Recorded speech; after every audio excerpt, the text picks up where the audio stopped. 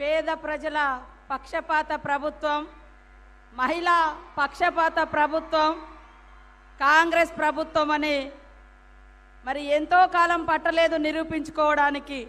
ఆనాడు ఇందిరమ్మ నుంచి ఈనాటి సోనియమ్మ వరకు మహిళల్ని అన్ని రంగాల్లో ముందుకు తీసుకొచ్చి పేదవారికి కూడు గూడు గుడ్డ ఇవి సంపూర్ణంగా ఇవ్వాలనేటువంటి లక్ష్యంతో పనిచేసేటువంటి ప్రభుత్వం మరి సీఎం రేవంత్ రెడ్డి గారి ఆధ్వర్యంలో నడుస్తున్నటువంటి ఈ ప్రభుత్వం మరి ఇవాళ అత్యంత ప్రతిష్టాత్మకమైనటువంటి కార్యక్రమం పేదలకు ఇండ్లు ఇచ్చేటువంటి కార్యక్రమం.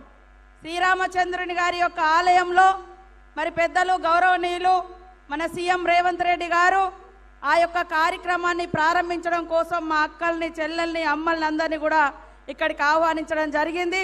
వారితో పాటు ఇక్కడ జిల్లా మంత్రులు బట్టన్న గారు, అదేవిధంగా తుమ్మల నాగేశ్వరరావు గారు, మరి అదేవిధంగా శ్రీనన్న గారు, పొంగులేటి శ్రీనన్న గారు, కొమరెడ్డి వెంకటరెడ్డి అన్న గారు, సురేఖమ్మ గారు, మరి శ్రీధర్ బాబు గారు, పొన్నం ప్రభాకరన్న గారు, ఉత్తమన్న గారు, మరి వేదిక మీద ఉన్నటువంటి ఎమ్మెల్యేలు, మంత్రులు, మిగతా నాయకులకు అందరికీ, పత్రికా మీడియా సోదరులకు పేరు పేరున హృదయపూర్వక నమస్కారాలు.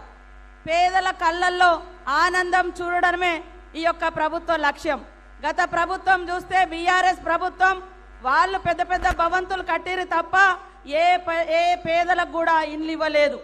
కాంగ్రెస్ ఇచ్చినటువంటి ప్రతి గ్యారంటీని మరి ఆచరణలో తీసుకురావడం కోసం ఆ యొక్క అద్భుతమైనటువంటి ఫలాలు పేదలకు అందించడం కోసం ఫస్ట్ తీసుకున్నటువంటి నిర్ణయం ఉచితంగా మహిళలకు అందరికీ బస్సు ప్రయాణం.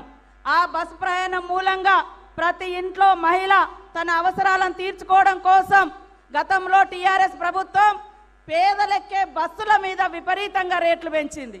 కానీ ఈనాటి ప్రభుత్వం ఉచితంగా ప్రతి ఇంట్లో మహిళలకు ఉచిత బస్సు ప్రయాణం ఇచ్చి 5-6 వేల రూపాయల భారాన్ని తగ్గించినటువంటి ప్రభుత్వం సీఎం రేవంత్ రెడ్డి గారి ప్రభుత్వం, కాంగ్రెస్ ప్రభుత్వం అని కూడా ఈ సందర్భంగా మా అక్కలకు గుర్తు చేస్తా ఉన్నాను. ఇవాళ వంటింటికి పోతే కన్నీళ్ళు వచ్చేది ఎవరికంటే ఎంత మనం సమానత్వం అనుకున్నా ఖచ్చితంగా వంటకాడ ఇంకా మహిళలదే మరి పాత్ర కొనసాగుతుంది. ఆ యొక్క బాధను అర్థం చేసుకున్నటువంటి సోనియమ్మ ప్రభుత్వం, ఇందిరమ్మ రాజ్యంలో మరి సీఎం రేవంత్ రెడ్డి గారు మహిళల యొక్క కన్నీళ్లు తుడవాలని 500కే గ్యాస్ సిలిండర్ ఇవ్వబోతున్నాము ఆల్రెడీ ప్రకటించినాం. మరి దాని మూలంగా కూడా మా అక్క చెల్లెళ్ళకి అందరికి కూడా ఎంతో ఊరటనిచ్చేటువంటి కార్యక్రమం. గతంలో బీఆర్ఎస్ ప్రభుత్వం పేదలు 2 బుగ్గలు 1 ఫ్యాన్ ఉంటే 100,000 రూపాయలు కరెంటు బిల్లులు కట్టేది. కానీ ఈరోజు 200 యూనిట్ల కరెంటు తోటి మీకు అందరికి దాదాపుగా ఉచితంగా కరెంట్ వస్తుందా లేదా, జీరో బిల్ వస్తుంది, కరెంటు భారం ఉండదు.